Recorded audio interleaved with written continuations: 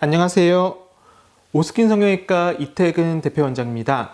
자, 오늘은 눈밑 수술의 부작용이라는 주제를 가지고 여러분들께 말씀을 드리려고 하는데요. 사실 요즘 저희 병원에서 이제 상담 받으시는 환자분들 중에서 재수술 케이스가 어림잡아 20%에서 30% 정도는 되는 것 같습니다. 물론 눈밑 수술의 재수술을 생각하시는 경우에 두 가지 경우가 있습니다. 정말로 이것이 수술적으로 미흡한 면이 있어서 재수술이 필요한 케이스가 있을 수 있고, 두 번째는 수술로서 해결될 수 없는 부분을 본인이 계속해서 그 부분이 보이는 겁니다. 그러니까 우리가 수술적으로 해결할 수 있는 부분이 분명히 있고, 본인이 가지고 있는 오리지널한 피부의 탄력이나 근육의 움직임에 의해서도 생길 수 있는 현상을 수술적으로 해결할 수는 없는 거거든요. 그래서 오늘은 제가 이제 눈밑 수술의 부작용이라는 주제를 가지고 대표적으로 나타나는 현상, 그리고 어떠한 치료 방법이 있는지 다시 한번 말씀을 드리려고 합니다. 여러분들이 이제 눈밑의 수술을 결정하실 때 꼭 본인의 눈밑의 타입에 대해서 정확히 아셔야 됩니다. 이게 왜 중요하냐? 우리가 눈밑 수술을 할 때는 결국 모든 목표가 내 눈밑을 최대한 탄탄하게 정상적으로 되돌리는 과정이거든요. 그런데 이 두 가지 경우, 티어트로프라고 해서 고랑 자체가 타이트해지는 경우와 베기 아이리드라고 해서 지방이 불룩하게 처지는 경우가 있는데, 대부분 노화로 인해서 생기는 거는 이제 이 베기 아이리드라는 형태가 더 흔하고요. 티어트로프라는 형태는 백인들 혹은 젊은 나이대 분들한테 선천적으로 나타나는 경우가 있습니다. 그래서 이 두 가지 경우가 왜 중요하냐? 수술적인 결과 자체가 제가 느끼기로는 좀 다릅니다. 그리고 수술 방법 자체도 약간 달라지고요.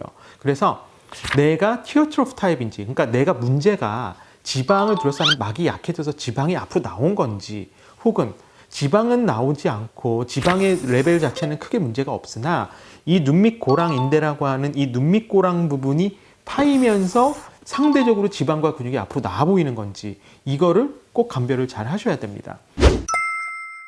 눈밑 수술의 부작용을 제가 5가지 정도로 정리를 해봤습니다. 보통 이 5가지의 카테고리 안에서 재수술을 결정하시거나 혹은 수술적으로 다시 한번 원하시는 분들이 벗어나는 경우가 거의 없다고 생각이 되기 때문에 오늘 이 5가지에 대해서 먼저 설명을 드리려고 하는데, 우선적으로 첫 번째는 과소교정이 되고요. 그 다음에 두 번째는 눈밑 지방의 뭉침입니다. 이거는 이제 눈밑에 미세지방 이식을 하시거나 지방 재배치 혹은 하안검 수술을 하시고 나서 지방 이식을 같이 한 경우에 해당되는 사항이 되겠고요. 세 번째는 눈밑의 과도한 꺼짐입니다.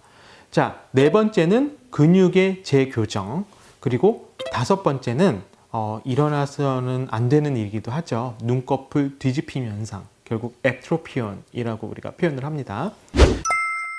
자, 첫 번째는 과소교정입니다. 우리가 과소교정이 되면 어떻게 될까요? 결국엔 재교정을 해주면 됩니다. 왜? 과소기 때문에 적게 교정된 부분을 재교정해주면 된다는 거고요. 보통 지방이 불룩하신 분들 같은 경우에는 지방 재배치를 해서도 약간의 불룩함이 남아있다면 그 부분을 지방을 좀 더 밑으로 내려줘서 교정을 하거나, 혹은 지방이 선천적으로 많은 경우는 지방을 좀 더 빼면서 교정을 해줘서 플레인 자체를 맞추는 과정, 이게 이제 과소교정에 대한 재교정 수술이 되겠고요. 두 번째 케이스가 이제 눈밑고랑 인대라는 부분이 타이트해지면서 생기는 티어트로프 타입인데요. 이런 분들은 사실 재교정의 의미가 인대 부분의 스페이스를 좀 더 넓히는, 그러니까 이게 이해하기 조금 힘들 수도 있는데요. 쉽게 말해서 고랑이 져 있으니까 우리가 재배치를 해서 고랑을 좀 덜하게 만들어주는 건데, 이게 본인의 생각보다 덜해질 수 있거든요. 그럴 때는 본인의 눈밑 지방 자체가 보통 풍족한 경우가 이런 케이스는 없습니다. 그래서 미세 지방 이식이나 혹은 지방 이식을 같이 동반해서 해주는 게 필요합니다. 나이가 좀 드신 분들 중에서도 과교정되는 부분보다도 이제 눈밑고랑 인대라고 하는 이 부분이 타이트해지면서 지방 재배치를 해도 한급 수술을 해도 다시 나오는 경우가 있거든요. 그래서 이럴 때 이제 경막을 다시 강화시키면서 지방을 재배치해 두든지, 아니면 지방이 모자라면 이식을 같이 동반하면서 눈 밑에 탄탄함을 유지시켜 준다든지. 그래서 과소교정일 때는 재교정을 해주는데, 타입에 따라서, 그 다음에 본인의 전 받았던 수술의 경과에 따라서 지방 이식이 필요할 수도 있다, 이렇게 정리하시면 되실 것 같고요. 자, 이제 두 번째가 지방의 뭉침인데요. 우리가 보통 지방의 뭉침은 언제 일어나느냐? 이식을 할 때 일어날 수 있습니다. 근데 이제 눈밑 지방 같은 경우에는 우리가 이제 20대부터 50대 정도의 분들은 지방 재배치라는 수술을 먼저 생각하실 텐데, 보통 이제 눈밑꼬랑 인대가 파이면서 눈밑이 좀 더 꺼져 보이는 그런 타입에서는 미세 지방 이식이 필요한데, 그 미세 지방 이식을 하는 위치가 보통 애교와 눈밑꼬랑 사이의 이 부분은 우리가 뼈가 없는 부분이기 때문에 지방 이식을 할 때 굉장히 조심해서 해야 되는 부분이기도 합니다. 자, 이 그림처럼 이분 같은 경우에는 3년 전에 지방 재배치수를 받으면서 미세 지방 이식을 같이 하셨던 케이스인데요. 보면 어떻죠? 더욱더 불룩해진 형태가 고랑을 중심으로 위쪽에 형성이 되는 거죠. 역시나 수술방 안에서 확인을 해보니 럼핑 현상, 그러니까 눈 밑에 지방들이 이식한 부분이 부글부글 포도송이처럼 뭉쳐 있으면서 그 부분 쪽에 지방이 늘어나 있는 형태가 되었습니다. 그래서 이럴 때는 뭉친 지방을 제거해 주면서 상대적으로 지방을 둘러싸는 조직들이 흉터화가 되겠죠. 그래서 이런 조직들을 좀 더 깔끔하게 마무리하는 재교정이 필요한 케이스다라고 보시면 될 것 같고요. 간혹 경우에 따라서 이 럼핑 현상 자체가 피부에 굉장히 얇게 있어서 굉장히 포도송이처럼 뭉뭉그하게 형성이 되어 있는 분들이 있거든요.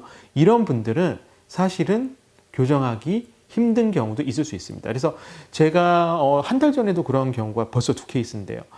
도저히 이거는 교정이 수술로서는 해결되지 않는 경우였어요. 그래서 보통 나이가 40대 정도 되셨던 분들인데, 그런 분들한테는 저는 그냥 이렇게 설명드립니다. 과도하게 이물질 제거의 개념에서 지방을 제거하면서 더욱더 큰 흉터나 혹은 파임을 만들지 말고, 본인이 나이가 들면서 피부가 처지는 시기가 올 테니 그때 차라리 피부를 끌어올리는 수술을 하면서 지방을 제거해 주는 게 좀 더 효과적이겠다. 그러니까 우리가 수술적으로 얻을 수 있는 이득이 많으면 당연히 수술을 해야겠지만, 과하게 수술을 함으로써 얻게 되는, 그러니까 지방이 뭉쳤으니까 그 지방을 뭉친 것만 빼주면 된다, 그렇지 않거든요. 그 뭉친 지방들이 어떠한 식으로 형성이 되어 있느냐를 아는 게 굉장히 중요하기 때문에 본인의 현재 상태와 본인의 현재 나이, 그리고 본인의 현재 피부 탄력, 이런 것들을 다 전문의 선생님과 고려를 잘 해서 수술을 하는 것이 유리할지, 좀 더 기다렸다가 나이가 들면서 피부가 처지는 현상이 나타날 때 수술하는 게 맞을지를 정확히 판단하시는 게 중요하겠습니다. 세 번째는 눈밑 꺼짐입니다. 이게 제가 이렇게 말씀드릴게요. 눈 밑의 수술은요, 과하게 말을 하면 눈 밑의 볼륨이 약간 밑으로 내려오는 효과가 납니다. 그건 어떤 눈 밑의 수술이든지 마찬가지입니다. 눈밑 지방 재배치 수술이건, 부분적인 하안검 수술이건, 혹은 피부를 다 절제하는 하안검 수술이건, 전체적으로 애교와 눈밑 꼬랑의 사이에 있는 지방이 약간 불룩하게 나와 있는 부분이 내려오는 효과가 나기 때문에 환자들의 경우에 따라서 수술을 하고 나서 눈 밑에 꺼짐 현상처럼 느껴지는 경우가 있을 수 있습니다. 그런데 이거는 이제 본인의 뼈 위치나 근육의 위치나 근육의 작용 여부에 따라서도 달라질 수 있는 점이기 때문에, 눈 밑에 예를 들어서 이제 지방 제거를 했을 때 지방이 훅 꺼지게 되잖아요. 그러면 안테리어 라멜라 쪽에, 그러니까 우리가 보통 눈 밑쪽을 받쳐주는 여러 개의 구조물이 있는데, 그쪽의 구조물 자체가 사라지는 효과가 나면서 좀 꺼지는 현상이 나타나기 때문에 경우에 따라서 제가 눈밑 지방 재배치 수술을 했습니다, 원장님. 그런데 웃을 때 아직도 이 근육이 보이고, 혹은 수술을 하고 나니까 애교 아래쪽의 부분이 너무 꺼진 것처럼 느껴집니다. 이럴 때는 어떻게 해결할까요? 라고 물어보시는데, 이럴 땐 근육의 영향일 가능성도 꽤 크기 때문에 늘어진 근육을 당겨 올리는 피부 인대 담김술, 인대 고정술, 가쪽 인대 고정술이 필요할 수도 있습니다. 근데 여기서 또 제가 다시 한번 강조드릴게요. 여러분들의 나이가 30대, 40대 정도라면 무리해서 피부를 절개하는 수술은 저는 권하지는 않습니다. 이게 왜 그러냐면, 본인의 피부 탄력이나 이런 것들이 나이가 들면서 더 약해질 수밖에 없기 때문에 내가 수술적으로 얻을 수 있는 효과가 당연히 있다면 수술을 하시는 게 맞고요. 수술적으로 얻는 효과가 롱텀으로 봤을 때 크게 3년, 4년 정도의 효과만을 노린다라고 하시면 저는 그 수술은 반대입니다. 그러니까 본인의 현재 눈 밑의 상태에 따라서 눈밑 꺼짐이 있다라고 할 때 지방 이식이 필요할지, 가쪽 인대 당김술이 필요할지는 전문의 선생님과 정확히 상담을 해서 내가 과하지 않은 범위 내에서, 수술이라는 건 100이 목표라면 90 혹은 85 정도를 목표로 하셔야 되거든요. 그래서 그렇게 말씀을 드리도록 하겠습니다. 근육의 재교정은 아까 말씀드렸던 것처럼 이거는 어떻게 보면은 모든 분들한테 해당되는 상은 아닐 수 있습니다. 왜 그러냐면, 눈 밑에 지방 재배치 수술 같은 경우에는 젊은 분들이 하시게 되는데 이제 지방 재배치를 하게 되면 피부를 절개하지 않는 수술이기 때문에 상대적으로 근육 자체가 보이는 경우가 있습니다. 이 근육을 가라앉히기 위해서 보통은 저는 보톡스 시술을 우선적으로 권하고요. 아까도 말씀드렸다시피 이제 50대, 60대가 넘으셔서 이 근육 자체가 좀 늘어진 경우에는 가쪽 임대 당김술을 시행해 줘야 됩니다. 그런데 그거는 가쪽 임대 당김술이나 이런 부분은 눈매나 이런 부분이 또 영향을 줄 수 있기 때문에 본인의 현재 상태에 따라 근육 재교정이 필요한데 저는 보통 젊은 나이 때에는 보톡스를 보통 추천을 하고요. 좀 더 나이가 있으신 분들이라면 가쪽 임대 당김술을 저는 추천을 드리고 있습니다. 자, 이제 마지막입니다. 가장 우리가 피해야 되고 저도 이 수술을 할 때마다 이제 저도 항상 긴장하면서 수술을 하는데 눈꺼풀 뒤집힘이라는 현상입니다. 그러니까 이게 뭐냐면 이건 사실 눈밑 지방 재배치 수술 환자분들한테는 크게 와닿지는 않는 부작용일 거고요. 하안검이라고 해서 우리가 이제 피부를 절개해서 끌어올리는, 그러니까 피부 절개를 해서 늘어진 피부만큼 절개해서 없애버리는 수술에서 이 액트로피온, 눈꺼풀 뒤집힘이 생길 수 있습니다. 근데 기본적으로 하안검 수술은 약간의 액트로피온이 생길 수밖에 없는 구조가 되는데요. 왜냐하면 이제 이쪽에서 당겨지는 피부와 이쪽에서 받쳐주는 피부 자체가 다르기 때문에 상대적으로 환자분들마다 다르긴 하지만 이제 약간의 뒤집힘 현상은 사실은 개개인마다 생길 수 있습니다. 근데 이게 너무나도 급하게, 급작스럽게 혹은 과도하게 이게 보이게 되면 사회생활이 되지가 않죠. 그리고 기본적으로 바람이 계속 들어요. 이게 눈을 감아도 여기가 뒤집혀 있기 때문에 결막 쪽으로 해서 계속 공기가 노출이 되기 때문에 건조해지죠. 그러다 보니까 이제 안구에 대한 건강에도 해쳐서 노안이 더 심해질 수가 있고요. 자, 이럴 때는 눈꺼풀 뒤집힘 현상일 때는 저는 두 가지 수술을 보통 진행을 합니다. 첫 번째는 이제 외양각 수술이라고 해서 이 늘어진 부분의 외양각을 근육과 함께 이렇게 당겨주는 수술이 되겠고요. 두 번째는 이게 저번 달에 경험했던 케이스인데 이분은 너무나도 많이 늘어진 거예요. 너무나도 많이 이렇게 늘어지다 보니까 외양각 교정술이나 이런 거로는 도저히 해결이 안 되는 거죠. 왜? 피부를 너무 많이 절개를 해놓은 겁니다. 그러니까 피부를 너무 많이 떼어내게 되니까 외양각 수술이라는 건 기본적으로 피부가 어느 정도 받쳐주시는 분들까지, 그러니까 피부의 범위 자체가 너무 많이 과교정되지 않은 범위의 분들까지는 가능하나 피부 자체가 모자라서 뒤집히는 경우는 한 가지 방법밖에 없습니다. 피부 이식을 해줘야 됩니다. 근데 피부 이식을 할 때 보통 저희가 두 가지를 고려를 하거든요. 첫 번째는 보통은 이제 귀 뒤쪽에서 피부를 절개해서 여기다가 이식을 해줍니다. 그러면 귀 뒤의 피부는 굉장히 얇기 때문에 눈 밑에 피부가 거의 비슷하거든요. 그래서 보통 그 부분을 많이 사용하고 저 같은 경우는 환자분의 상태에 따라서 예를 들어 이제 보통 이제 눈꺼풀 뒤집힘이 생기는 분들은 60대, 70대 이상이 많습니다. 왜냐하면 하안검 수술을 하는 나이대가 그때기도 하고요. 그리고 피부 자체를 과교정되는 나이가 그때기도 합니다. 그래서 그런 분들은 이제 눈 위쪽에 처짐도 같이 있을 수 있기 때문에 저는 요즘은 이제 눈썹 아래쪽에서 피부를 절개해서 그 피부를 그대로 액트로피온이 있는 부분에 이식시켜주는 수술을 시행하고 있습니다. 이거는 물론 환자분들 개개인의 상태에 따라 달라질 수 있다. 하여간에 눈꺼풀 뒤집힘이라는 이 액트로피온에 대한 수술은 외양각 교정술이나 혹은 이제 피부 이식술 이렇게 두 가지 정도로 고려를 해볼 수 있을 것 같습니다. 눈 밑에 수술을 하고 나서 생길 수 있는 부작용에 대해서 여러분께 설명을 드렸는데요.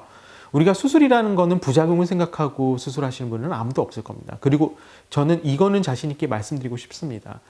대한민국에 있는 어떠한 성형외과 전문의라도 부작용을 생각하고 수술하시는 분들은 없을 겁니다. 그만큼 환자분들 개개인에 맞춰서 최선을 다해서 수술을 하지만 가끔 가다 이제 본인들이 원하지 않는 그리고 의사도 생각지 못한 부작용이 생길 수가 있습니다.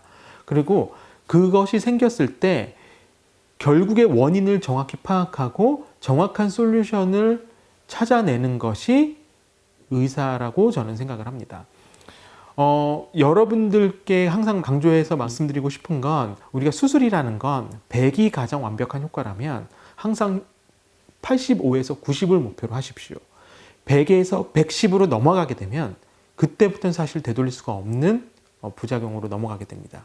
그래서 항상 수술이라는 건, 성형수술이라는 건 여러분들도 한 가지 목표일 겁니다. 내가 좀 더 곱게 보이고 싶다. 내가 좀 더 곱게 늙어가고 싶다. 내가 좀 더 예뻐지고 싶다. 예뻐진다는 건 결국 곱게 보이는 굿 루킹이거든요. 그래서 이것을 도와드리는 게 우리 성형외과 전문의들의 일이기 때문에 저희도 항상 최선을 다하고 있다는 말씀을 드리고 싶습니다. 자, 오늘은 이렇게 부작용에 대한 설명을 해드렸고요. 이것이 일어나지 않도록 그래도 예방하는 것도 굉장히 중요하다고 생각을 합니다. 저는 오스킨 성형외과 이태근 대표 원장이었고요. 오늘도 행복한 하루 되시길 바랍니다. 감사합니다.